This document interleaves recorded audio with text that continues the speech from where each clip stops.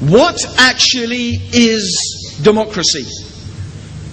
That's a good question.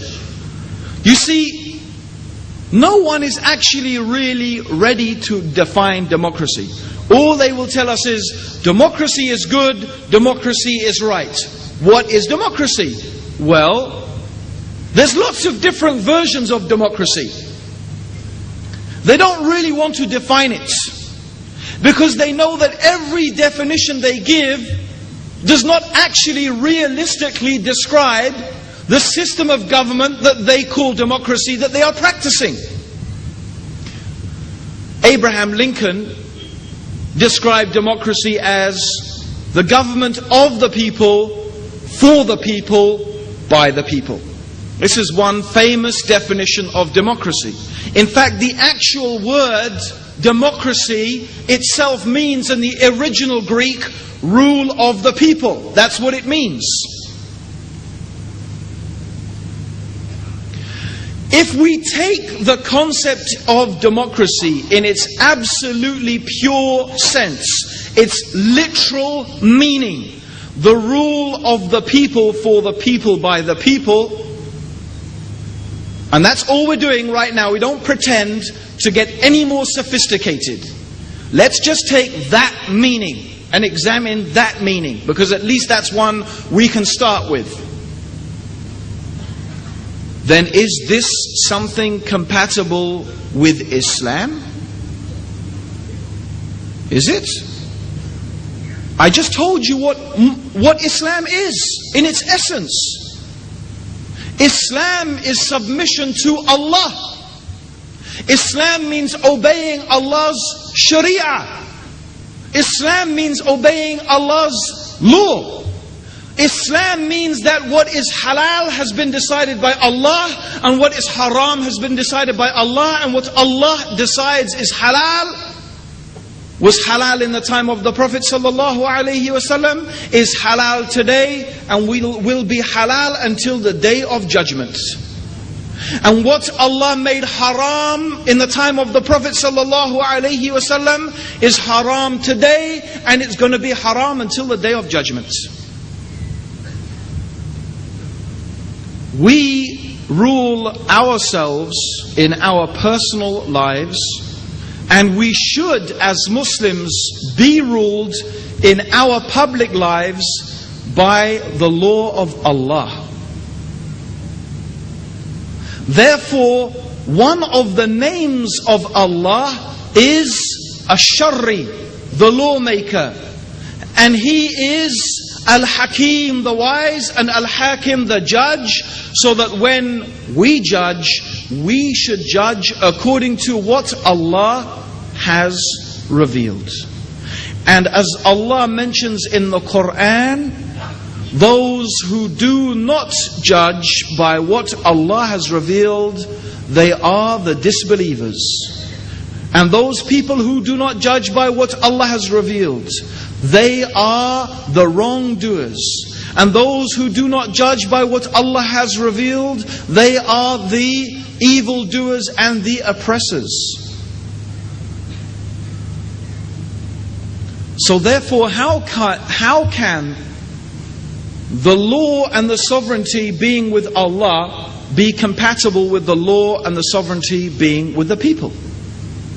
Since at its very fundamental level, democracy teaches that the people have the right to decide what is halal and what is haram. The people have the right to decide what we should do and what we shouldn't do. Therefore, the people have been made equal with Allah. And whoever makes people equal with Allah has made shirk with Allah without a doubt. And whoever believes that human beings have the right to legislate in contradiction to what Allah has legislated is without doubt a disbeliever. Is without doubt a disbeliever. Whoever believes that the legislation of the human being is equal with Allah's legislation is without doubt a disbeliever.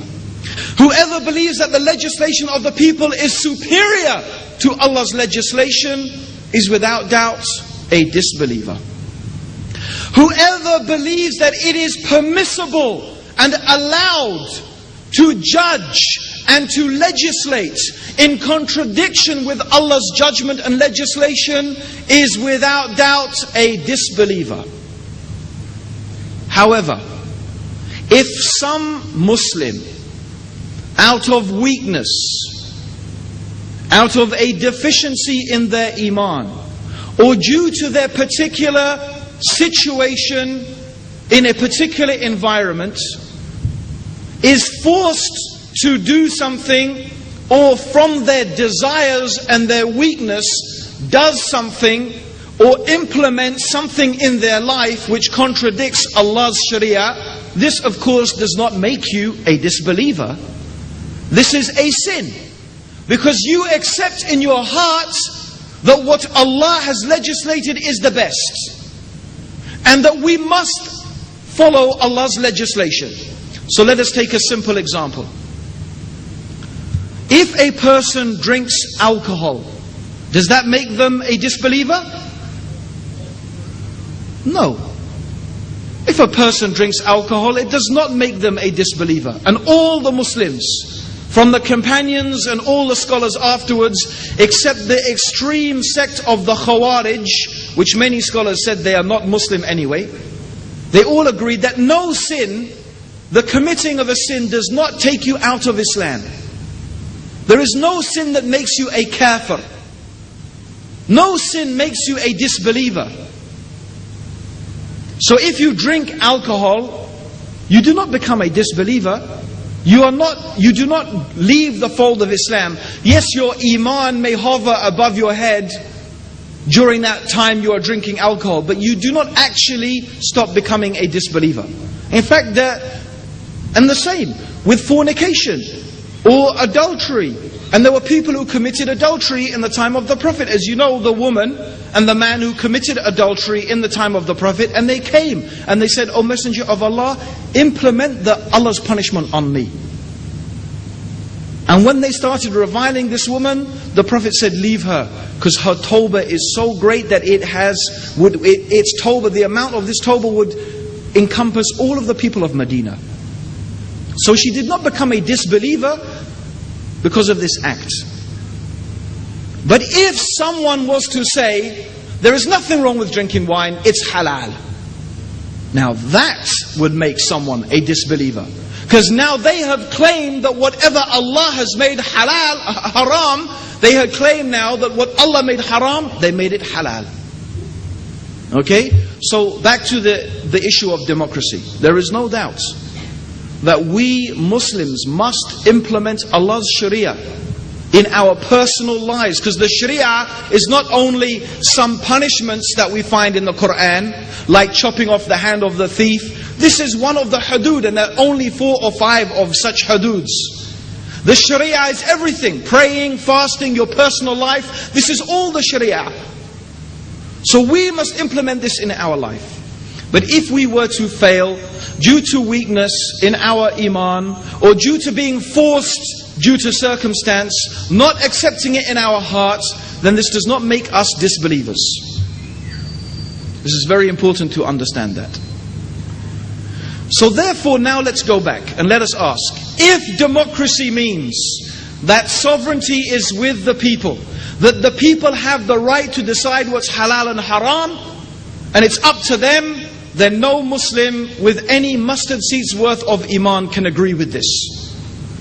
If you say the sovereignty are with the people, and the people can legislate and the people can decide, I mean here on the very basic philosophical level.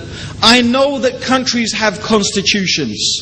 I know that different ideas of democracy encompass different limitations for minorities and so on and so forth. But that's not what I'm discussing. I am discussing the very basic concept, and that's it. At the very basic concept, we all have to agree as Muslims that making a crime which is a crime in Islam, to say it is actually a crime to have a problem with this crime. Do you understand what I'm saying? It's a criminal offence in England to revile someone because of their homosexuality. So now it has been made a crime to hate the crime. Can we accept this as Muslims? Can we say that Islam is compatible with this? Does any person in this room think that this type of ideology is compatible with what Allah has revealed? I hope not. If he's Muslim, and even if he's not Muslim, logic would say, no, I can see how your religion and this ideology are not compatible. So on the very basic philosophical level, we have to say, Islam is not compatible with democracy. If we mean by democracy that people have the right to legislate and people have sovereignty. But of course, democracy doesn't necessarily mean that. People have many different ideas of democracy. People have many different concepts of what democracy constitutes. But it is not my task tonight, in order to discuss all of those different possibilities and all of those different aspects and how we could possibly reconcile Islam with democracy. I don't think we need to do that. Because I believe Islam has already fundamentally laid for us a good system, a good method of governance. And that good system and that good method of governance was shown to us, first of all, by Rasulullah sallallahu alayhi wasallam. In fact, if we go back and we look to the life of the Prophet sallallahu alayhi wasallam, what do we find? We find that in many aspects, the way that the Prophet ﷺ dealt with people was more fair and more just and more equitable than any democratic society that exists in the world today. We have a system called shura, which is consultation. And the Prophet ﷺ always used to consult his companions about any matter that was concerning their public affair. Or he would consult certain members of his companions who were more experts in certain areas. So not everybody would be consulted about every single thing, because not everybody is knowledgeable about every single thing. And in fact, this is common sense. I don't know about here in India, but in England, the government does not consult every single individual when it wants to look into some detailed scientific matter that is only understood by a few individuals. What do? They gather those individuals together and they question them about this matter, and then they say, we have consulted the experts and the experts tell us this and this, and now that becomes our policy. That makes sense. So we had this type of consultative, interactive process that was given to us by the Prophet Muhammad sallallahu alaihi wasallam, and that operated on all different levels of society. This is the way which the Muslim should conduct themselves, with justice, with understanding, with compassion. We should love for our brother what we love for ourselves. All of this means that we need to consult and discuss and share our knowledge amongst each other. But I don't like to call this democracy. I like to call it Islam. Why do we need to say Islam is democratic? For what reason? Because that's the time we're in. We feel we need to adjust our religion to fit this predominant culture and this predominant philosophy that seems to be dominating the world at the moment. But I don't think we need to do that. In fact, I really don't like it at all. I don't like it at all. And I often give an example like this. It might shock you what I'm going to say, but I hope you will think about what I'm going to say. Imagine we live in a society where prostitution is the normal mode by which a man and a woman physically interact with each other. Imagine prostitution is so common that it's the absolute norm. And imagine these prostitutes, when you look at them, they all seem so happy and they seem to be enjoying such a prosperous life. In fact, it seems that this society generally is very prosperous. They're building amazing machines and they have great technology. And so you imagine that because they've got these machines and they've got this technology, prostitution must be a good system as well. You think it all comes together in one big package. So some unfortunate Muslim comes along and says, you know what? We've got prostitution in Islam as well. Yes, we do. It's called nikah. You see, just as you go to the prostitute and you give her money, we go to our wife and we give her mahar. You see, it's like prostitution. And you go, astaghfirullah. How can you compare what Allah revealed and this beautiful way of life with that? Therefore, I find it very sad when Muslims start talking about Islam has democracy. Because to me it sounds like saying Islam has kufr. It's like saying nikah is like prostitution. It's not. And democracy is not like Islam on its philosophical basis. And the only reason that we feel we have to say this is because of the dominance of Western culture intellectually, philosophically and politically. And it's another very stark warning for us. Why do we always feel that we have to accommodate and bend over backwards? And this is something we hear said a lot. Something we hear said a lot. Muslims have to move into the 21st century.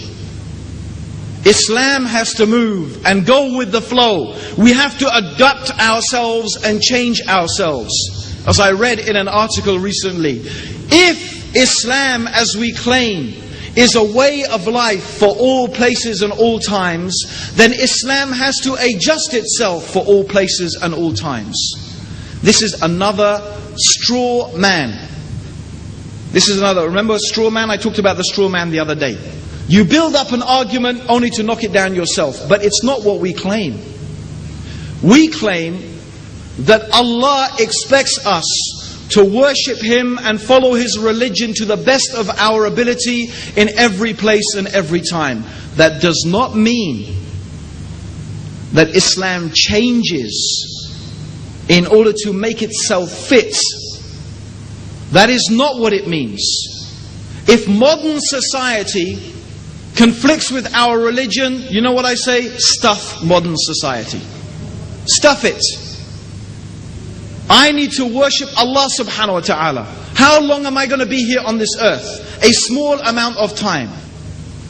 I don't say, and I'm not saying here, that there is a contradiction. There are many things in modern society that are perfectly compatible with Islam. And there are many things in modern society, actually, they came from Islam originally.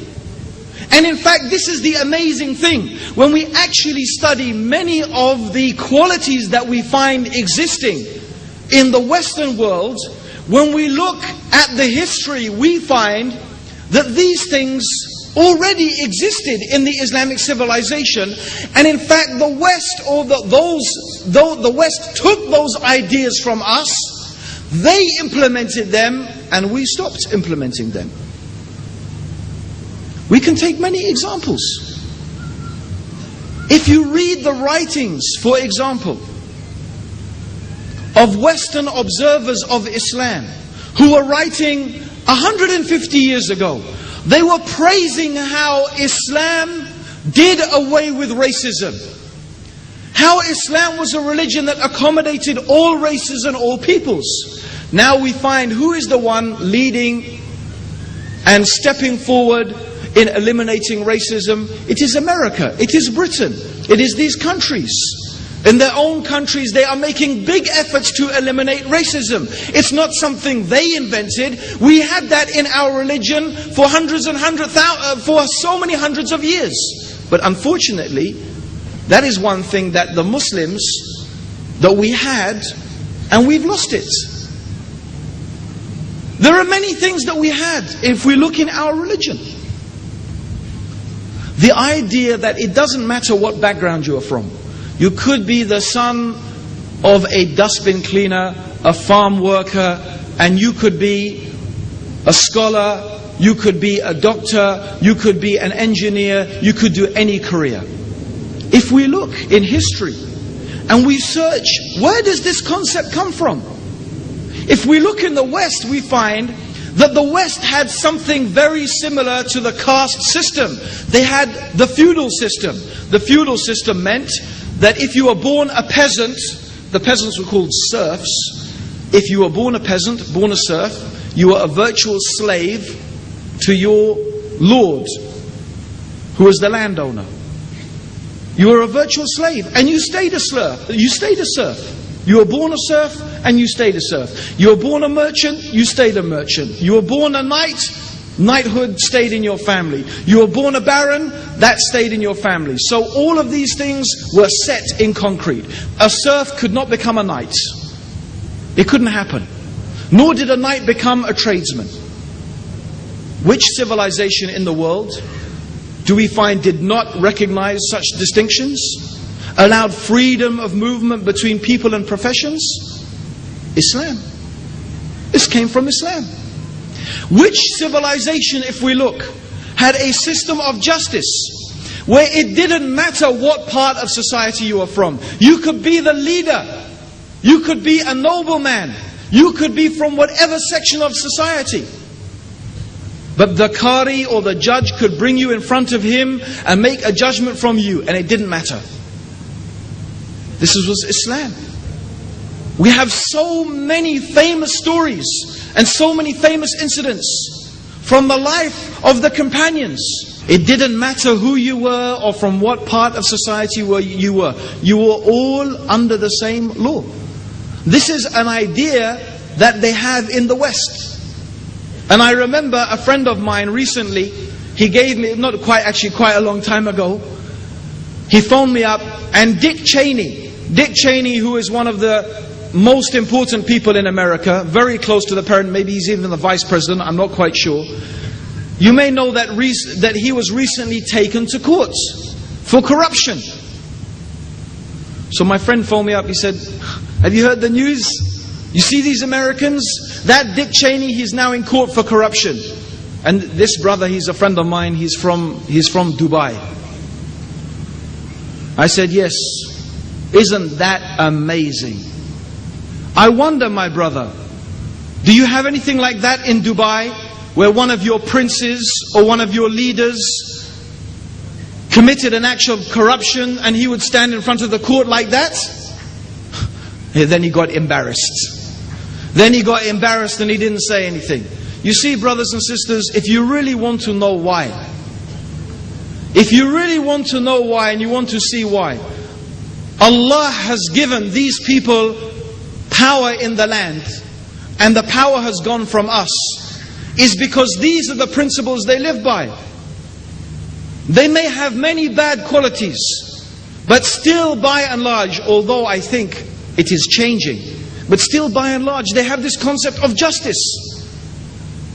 And justice for all. But look at us. Look at the Muslims. Look at our lands. Look at the way we treat each other. We can't even talk about each other. We can't even criticize each other in a just way. We find this one from this group is criticizing that one from that group. Even though there is a man in his own group or his own sect who is doing something worse, but he doesn't criticize him. Just because he's in another group, he'll criticize him. Oh, you see him? He's doing this and doing that. But the one in his own group, he turns a blind eye. Is this justice? Is this justice? Or even he will lie against this person, or slander this person, or invent stories about this person. Is this justice? We can't even deal with justice amongst each other. And these are the so-called Islamic groups. How about the ordinary people? And we wonder why we are in such a state. If these are the things that we mean by democracy, that's not democracy. That's Islam. And that's what our religion taught us 1,400 years ago. These things are our inheritance, which we have to claim. And if we look at the kuffar and we can benefit and we can see what they are doing and the way they are doing it, and we feel that this is something that we can benefit from, then alhamdulillah, there is no problem with that. But we don't, and we should never feel that we have to compromise our religion. We should never feel that we have to give up our deen. We should never feel that we have to change our whole religion in order to accommodate some ideology that, to tell you the truth, brothers and sisters, to tell you the real truth, democracy is falling apart. In many, many countries you will find that democracy is failing.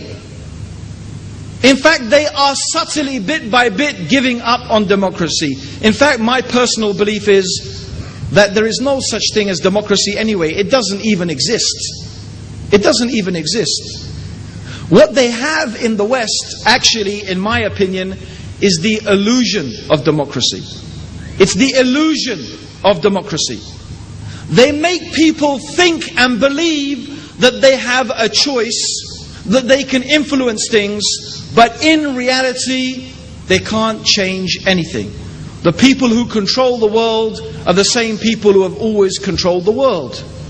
They are the big businesses, they are the multinational corporations, they are those few elite people who have the power and the money in their control, and the world runs according to the principles they want.